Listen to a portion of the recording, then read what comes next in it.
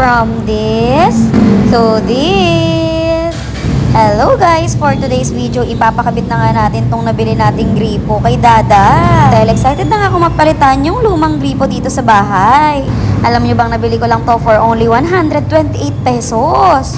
O diba? Sobrang mura na. So pinatay muna ni Dada yung tubig namin. Tapos tinanggal niya na yung lumang gripo.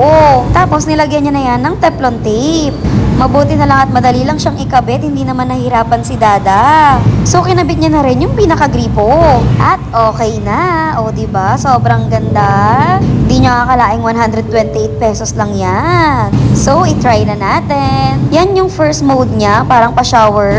Tapos naiikot din pala to 360 degrees. Yan naman yung second mode niya. Ewan ko na lang talaga kung hindi ko pa kayo mabudol dyan. Kaya alam nyo na, yung link nasa comment section. So yun lang, salamat sa panonood. Bye guys!